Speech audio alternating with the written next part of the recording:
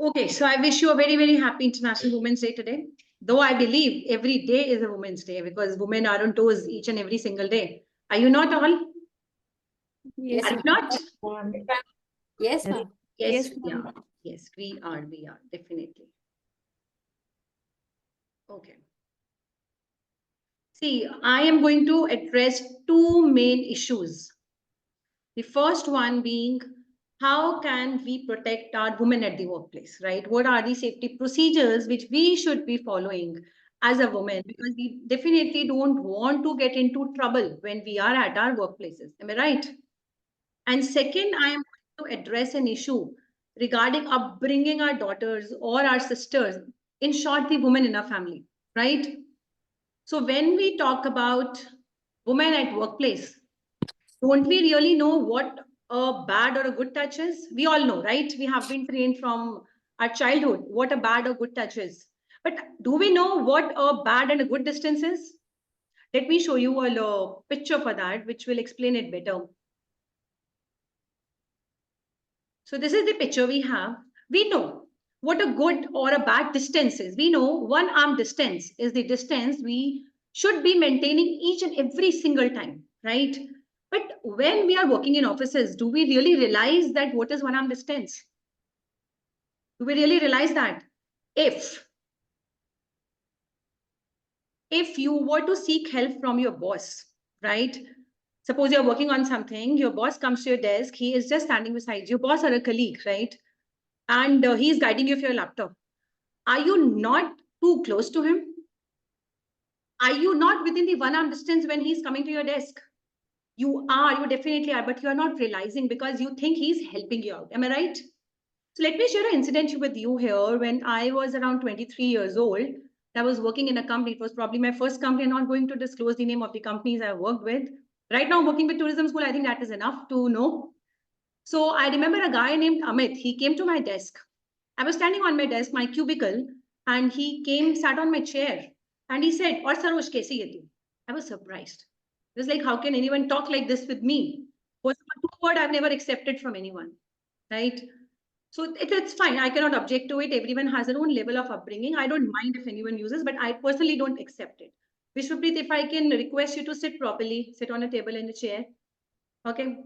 Okay. So he tells me, "Or Sarosh, kaisi hai tu?" And I was like, I am fine, but I think you are not fine. He was like, what are you saying? I said, I am perfectly fine. But the way you are behaving with a girl is not fine. You are supposed to behave very nicely with the girls. This is what we have been trained since our childhood. At least I have been. He went away. And I become talk of the office that day. I was a very, very new joinee, being just 1 month old in the system, I believe, if I can recollect. So I became the talk of the complete office that she's a rude girl, she's not friendly. And then I distanced myself with him, obviously, because I didn't like his attitude. Then one another day, my boss comes to me. I was 23 years. My boss must be around 50 years or so. He came to me standing on my cubicle. I was sitting on my desk. I was doing my work. And he said, I need this report. I said, I need your help because I don't understand this part of the report. He was coming to my chair and he was standing and I was sitting. I didn't feel it good. I stood up. He said, no, you sit. You know, when you sit, you are bending also, right? Am I right? You bend also. A lot of things get visible also. So I didn't feel good about it. I think all of you are able to understand what I'm trying to say. So I stood. He said, you stand. I said, if you sit, then I can sit, right? Otherwise, no. Then he must have understood that I have understood his intent, maybe, even if his intent was not wrong, but my perception was wrong, right? Our perceptions have been framed in the way we are living in the society. We are living in India. Even if we are living out of India, we are going to follow our perceptions and our instinct. Am I right? Even if someone is not having a bad intent, but my perception is wrong, so I'm going to follow my perception, right? Am I right? This is what we teach our kids also, siblings also, sisters also. Most of you are mothers also, must be mothers also in this batch who are taking class. I'm also mother of two beautiful daughters. Yes, my elder one is just 8 years old, but still I've started a training for this matter. I'm doing it because this should become a habit now. She should know what is right, what is wrong. So he sat on a chair with me, just besides a chair, my chair, and I distanced my chair for him because for me, one arm distance doesn't work well. I am not comfortable in a one arm distance setting. To be very, very true with you, I was never comfortable with one arm distance. I always maintain two arm distance. Even if someone is sitting in front of me, those who have taken classes from me here, even boys and girls, if someone comes too close to me, even if it is a girl, I take a step back. It's not that I am nervous or I'm unconfident. It's just that I am not comfortable. I don't feel in my own space. So I cannot speak up with people where I am not comfortable. Am I right? So to get comfortable, you have to object. If you don't object, you are giving other person permission to enter your private space. Are we not?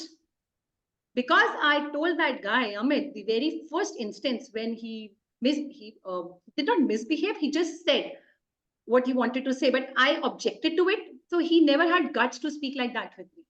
Though he was speaking bad for me, it doesn't matter to me. How does it matter? Right? It gets, when you start working, everything affects you, but you have to overcome that.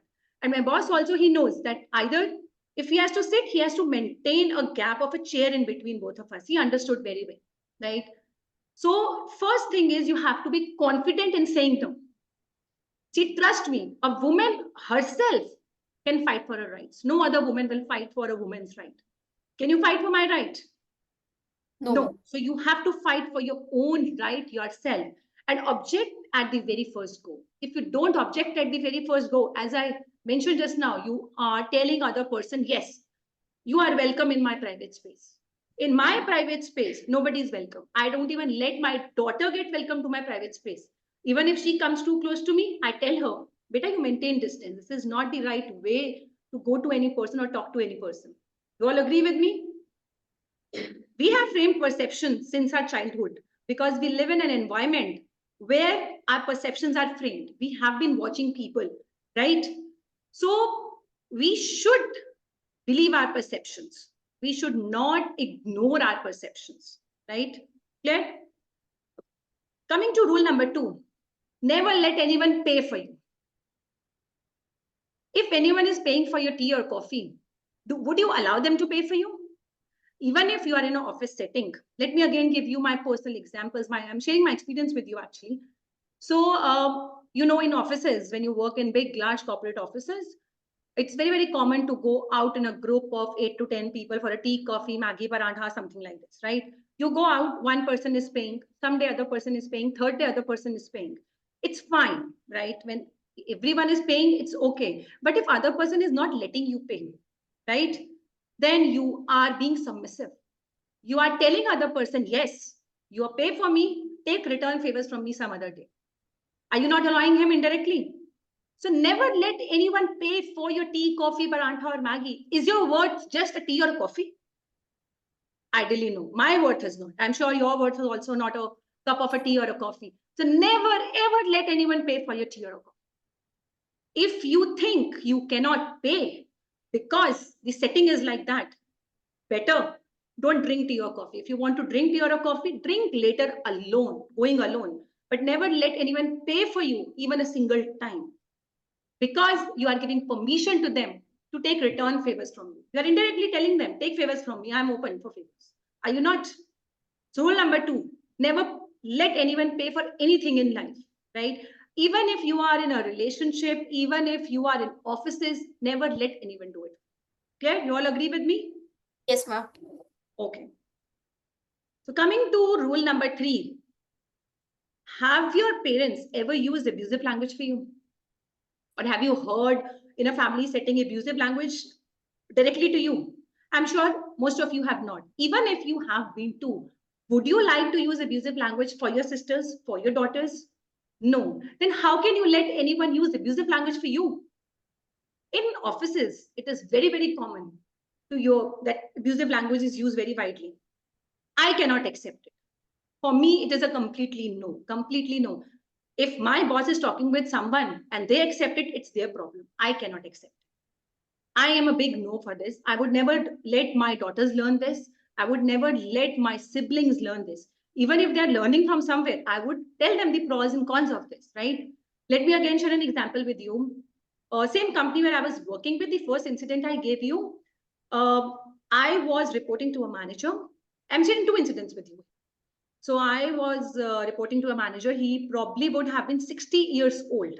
I'm talking about a story of a 13-year-old back. Like if we go 13 years ago, 13, 14 years ago, when I told you when I just started working at that time, This guy must be 60 plus, an old fellow, short-heighted odd fellow. I remember his name was Dhananjay. I'm sure he must be alive at this time also. So he used abusive language for me. He said, "Kya kiya hai ye Sarosh?" And you use blah abusive language. I don't even like to use it now, right? I said, if you can talk to me properly, it would be excellent. If you cannot talk to me, this is the file, and I am rushing back to home straight away. He stood up. An entire floor was looking at me that what is happening between these two people, because that particular, he was the reporting manager of my reporting manager. So it's like double protocol, right? So then he stood up from his seat, earlier he was not facing towards me. He just used abusive language for me, just working on his desk. Then he stood up, looked at me. I was continuously looking at his eyes. I did not let my eye control go anywhere. I did not, though I was nervous at that time, I was very, very nervous. This was the first time someone shouted on me in front of a public. Public criticism always affects, always affects. You all agree to me? So I was very, very nervous, but I didn't let my eye control go anywhere. And I was continuously looking at his eyes that he should not feel I am getting nervous. And he again started using abusive language, and everyone was looking at me. I said, "This is your file. Thank you so much." He was saying something. I rushed. I went to meet him on the third floor, and my office was on first floor. I just came down. I told my friend, my colleague, she was my friend too, that I'm leaving the office. He said, "What happened?" I said, "I just want to leave the office. I don't want to be in office even for a single minute." He said, "Are you leaving the office?" I said, "Probably yes." Right. So I came back to my place. The first thing I did was to talk to my friends, my close friend, and talk to my parents. They said, "Don't worry, just be relaxed, just lie down, eat something." The first thing after that, when I reached home, I kept my bag. I ordered a plate of noodles and a Manchurian, because that is how I felt I would be relieved. Food is something which makes you happy. You all agree? If you eat your favorite food, you get happy. So I ordered at that time, Chinese used to be my favorite food. Still it is, but yes, the preferences have changed. So I ordered Chinese. I relaxed. In the meantime, my boss also calls me, because he was my boss's boss. When my boss calls me, I didn't attend his call because I was in anger. I was knowing that things are going to turn ugly. It's better not to attend his call. So once I was relaxed, I slept also. I was not able to sleep although, but I relaxed myself, closing eyes. I ate food also. I called my boss back, and he said, "Sarosh, what happened?" I narrated the entire incident to him. They said, "I don't think I can work." He said, "Do you want to work or you don't want to work?" I said, "I've just joined the company. This is a good company. I have no problem except few people, but that's fine. I can gel with them. But I will never report to this fellow. This is a completely no from my side. He can be your boss. I would report to you, but I cannot report to him anymore."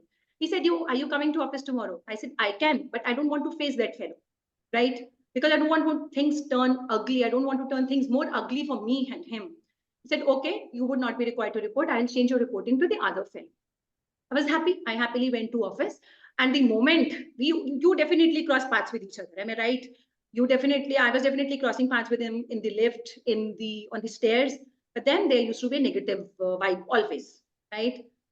But then I became talk of the office again.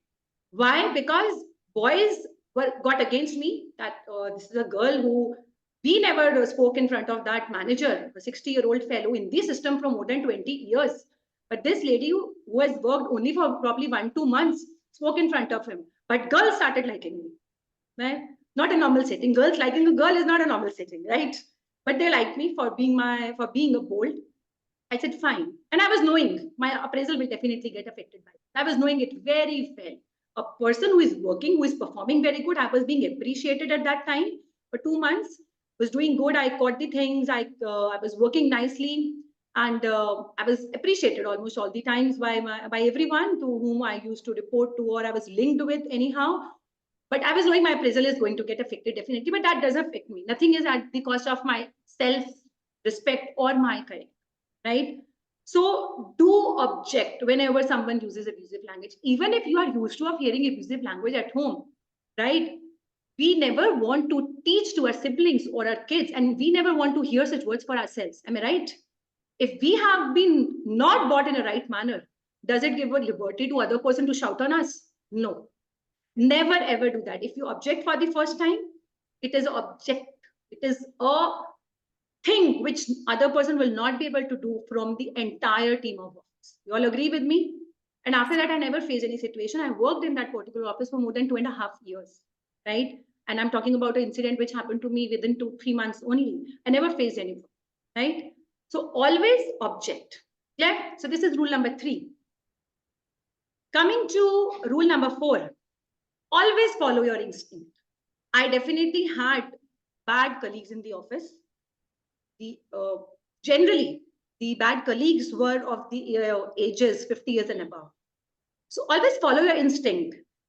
Body language is the automatic response of the body. You agree with me?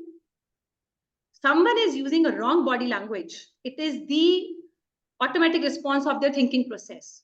So follow your instinct. See how the other person is looking at you. I remember a boss looking at me with a very different eye. I just glanced at him once and I just kept looking at him once. He noticed that this girl has maybe understood or not, or this girl is just doing it that ways. But then you are telling other person that you cannot look at me the way you are looking at me, right? I am not saying you don't wear shorts or skirts. No, we as women are allowed to do anything. I'm not against that. I am not very, very liberal. I am not of orthodox thinking. And neither I am 60 years old. I'm just in my 30s right now, right? But I believe, I firmly believe, if you think the setting is not of wearing short clothes or something, you should avoid doing that.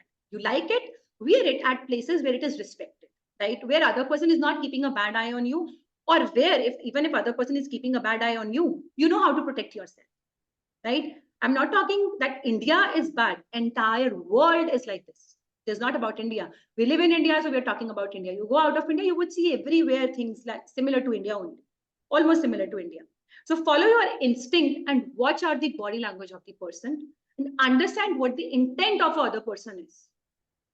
Even if the intent is not wrong, but intent will protect you. Your intent and mixed with instinct will always protect you. It will never give harm to you, right? So this is the next rule you have to follow, that you have to follow your instinct, because instinct can be wrong, but it will never harm you. It is always going to protect you only. Your sixth sense will never harm you, right? Coming to the next rule, which is very, very important, and probably we all sometimes cannot ignore also. Don't become part of the drinking lot at the parties. Don't become a drinking lot at the party. If you are becoming a drinking lot at the parties, you are indulging into the casual conversation. All the casual conversations happen over the drinking parties, right? Even if you drink, right? When I'm saying drink, it means hard drinks. Why do you have to wait for the office parties to drink? Can't you have it at your own home party? You can have it, right? So if you are drinking in your offices, then you are having casual conversations. You are allowing other person to enter your personal space, your private space, right? I'm a teetotaler, so I have always been away. I've been able to keep myself away from such casual conversations because I don't drink, so I don't gel with people who drink, right? This is natural. This is natural human behavior. And after the party, if you can manage your return back to home in a nice, safe manner, do that, right? If you cannot manage your return home back safely, then always have pepper spray or something in your bag or a red chili powder, because if you are required to take a lift, you should know how to protect yourself also, right? We all know, we all must have been those ladies, women who travel alone. They always keep such things with themselves. Whenever I'm driving alone, I always have my bag handy with me, because if I face a problem, if I get stuck into something, I would rather open my bag and use it. In car, you have a lot of things you can keep. You can keep a stick also, even if you get stuck anywhere, right? So always keep it. If you are supposed to take a lift from someone and you are bound to take a lift, first of all, you should not be taking a lift. This is another rule after the drinking parties. Another rule is that you should never take a lift from a male person, because you are in a very, very close space in the car, right? Anything can happen. This is the most dangerous place we have. So never take a lift. Even if you have to take a lift because it's 2 p.m. in the night, 2 a.m. in the night, sorry, and you have to take a lift because you do not have a conveyance to take at this time, and if you book cab or auto, you feel unsafe, believe me, you will be fearful the entire journey when your male colleague is dropping you, especially if he is drunk. Definitely you are going to feel fearful. I have faced that incident, right? So I was completely fearful the whole way till I reached home. I was completely fearful. Though I was showing I am bold. You have to show you are bold. Other person should not take advantage of you, but I was completely. But you should have things in your bag. They're not going to harm you. Someday, if God forbid we need to use, if someday we need to use, we know how to use it, right? So use presence of mind along with avoiding such places where you have to be alone with a male colleague. We don't know what can happen, right? So coming to rule number 7, the most important, remain confident and learn the art of saying no. If you don't say no, indirectly you are saying yes. Other person can assume it's a yes. So always try to say no whenever you face such situation for the first time, and remain confident with complete presence of mind. Say no and train your daughters, sisters to train no, to say no to everyone. If they are trying to enter their personal space or think which is not right. Agree with me? Yes. Okay. Rule number 8. Now we are living in a digital world. We are most of the time on WhatsApp or on Instagram or something, right? Talking about WhatsApp. WhatsApp video calls are not a medium for your bosses to call you, are they? Why your boss has to see you over a video call? He can talk over a normal audio call. Am I right? It can be a normal audio call or a WhatsApp audio call. It's accepted. But a video call is not accepted by my boss. When I'm back to home, he can see me in office also, even if he likes to see me. Am I right? So never accept the video calls. Always respond video call with a voice call. And try to use less of emojis which are there on WhatsApp. Emojis are misinterpreted. Every time using a heart and a heart and a heart emoji is definitely going to get misinterpreted, especially when you are conversing with the other gender, right? So flirting on WhatsApp is very, very common because other person may not even understand, right? Indirect flirting. Someone can flirt with you indirectly. You are not able to understand. You are replying with the emojis. It can be misinterpreted, right? So try using WhatsApp to a limit. And don't think that if your boss has messaged you at 1 a.m. in the night that you are supposed to give this report. You are not supposed to reply him instantly just to show that it's a quick answer from my side. I'm prompt in giving you the answer. Nothing is an emergency except a medical emergency, right? So never respond immediately for a thing which is not urgent, which is not important. Once you're back to home and you think this work can be done tomorrow also, this is not urgent, you're not supposed to reply immediately. And in the night, you're not supposed to. It is not a medical emergency that you should reply instantly. Am I right? Take the message, even if you have read the message, it's fine, but don't respond to it. Okay? And last rule, not the least, obviously, follow all the rules and set up principles for yourself. You should have principles set for yourself. I've told you 10 rules, you can add 10 more rules to it. You can ignore one rule out of it if you think it's not valid for you, but follow these rules diligently. Many of you are in businesses also. Would you like customer coming and just coming on the desk? Would you like that? There is a space to sit. Why can't the customer sit there? Right? Meenakshi Skina, probably, Vishwapreet, probably you are in your businesses, right? But you would be opening your businesses. Why would you let customer come so close to you? Have a good table in between for maintaining the distance. If you don't have, put chair in such a setting that person cannot come close to you, right? Even if you are traveling, then if you're traveling with your male colleague or you need to travel, always maintain a distance, right? So this distance is important. And if you follow these 10 rules and set a principle for yourself, you're never going to land in trouble. What are we doing? We're not objecting to anything. We are just protecting ourselves. I'm not saying you don't do it. I'm just protecting myself. I'm just behaving the way I am. This is what I want. This is how I want to work in a workplace setting, right? So all of you agree with these 10 rules which I have for myself, which I've shared with you? Yes. Absolutely. Yes. Okay, good to know. Good to know. Absolutely. Okay. Coming to the second part of the session, which is protecting our children, protecting our daughters, protecting our sisters. आप एक बात बताइए, आपने घर में खुद ये words कभी यूज किए हैं, सुने हैं कि अरे रो क्यों रहा है, तू लड़का है, बॉयज डोंट क्राई? सुने हैं ये words, boys don't cry?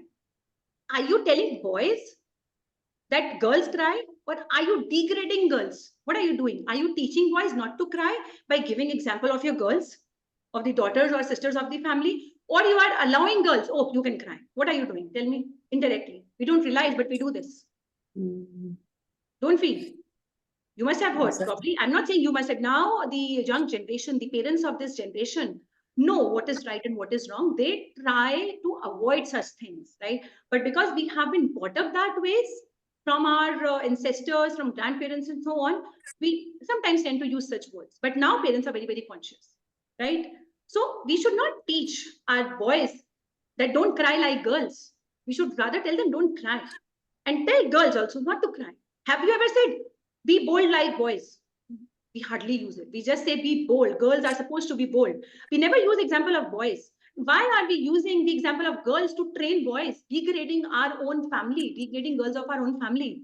So never do that. Never give examples of other person, especially of the gender stereotyping. Never do gender stereotyping. There's nothing called boys don't cry or girls cry.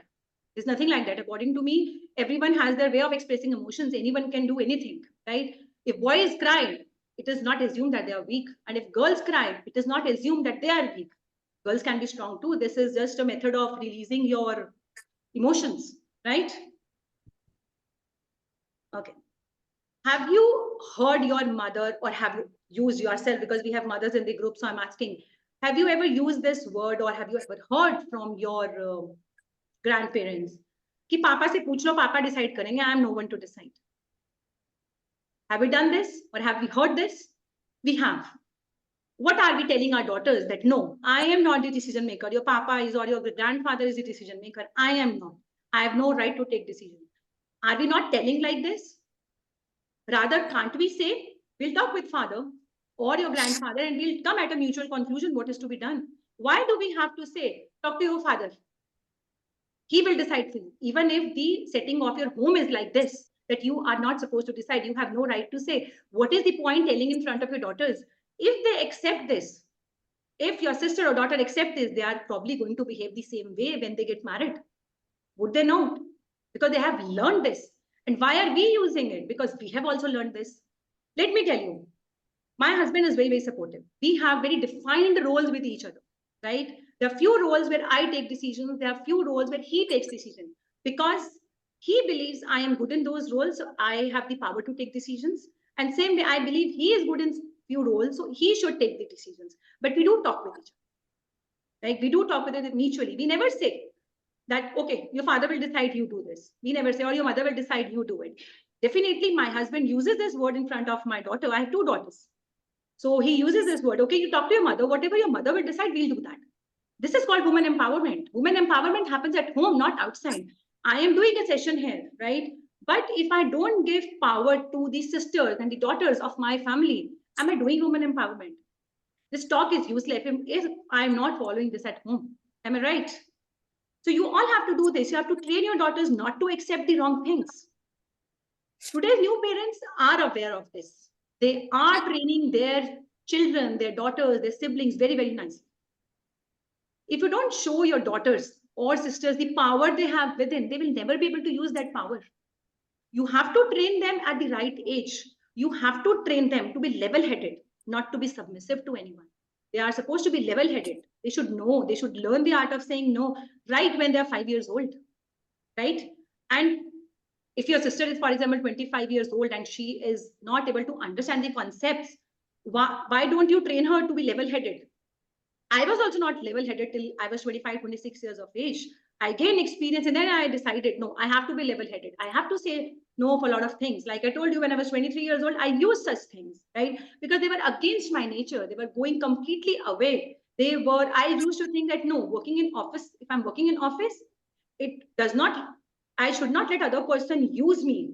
I should not let other person use me indirectly or directly. I should not allow other person to use it. So same way you should tell your daughters to be level-headed and not submissive. You should give them the right environment, right? Change cannot happen over a time, right? You have to bring change in yourself. Now, those who are young here, don't go back to your mothers or grandmothers saying that, no, this is completely wrong you are doing, because this is how they have been doing it. Don't tell them कि ये मत बोलो कि नहीं पापा बताएंगे, नहीं बिल्कुल गलत है, मेरी बेटी क्या सीख रही है आपसे. So don't challenge their thinking. This is how they have been grown up, right? But you should explain them.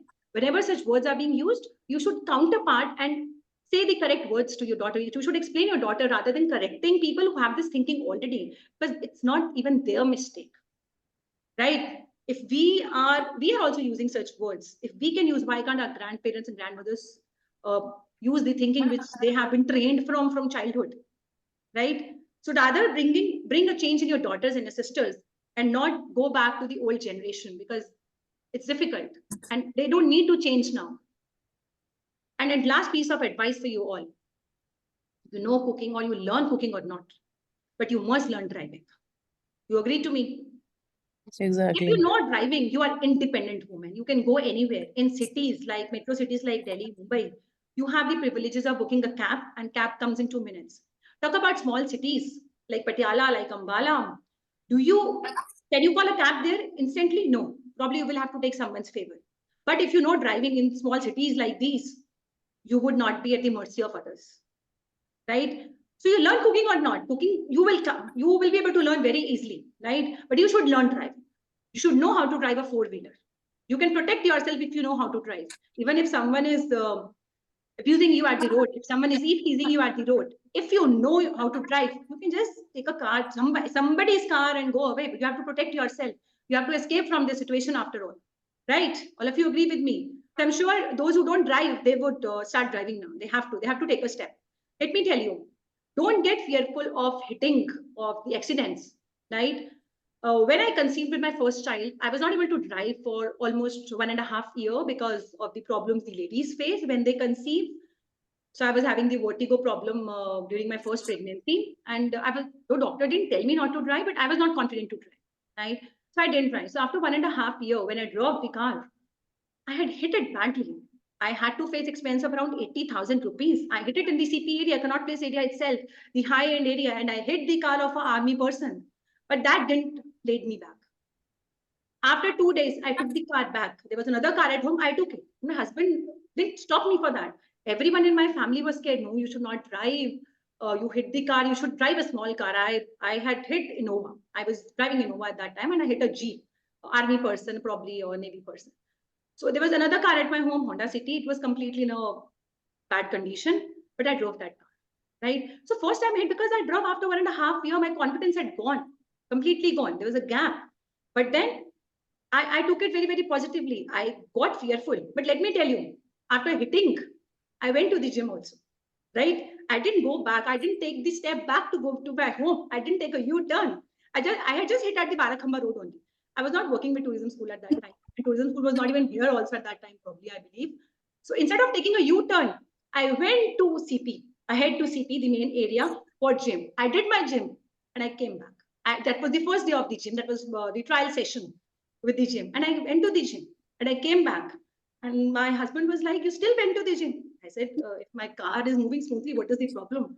If it would have stopped, I would have probably called you for help. That please take the car from here. But I went to the gym. So you should be confident enough not to take a step back, rather to take a step ahead. Okay. So I hope you like the session. Yeah, very much. Thank you so much. Thank you to you all for attending the session. Yes, ma'am. Thanks. Thanks a lot. Thank you. So if you have any questions, I am inviting questions from you all. Now? Okay, then take care, everyone. Take care. Have a very happy Bye. Thank you. Same to you.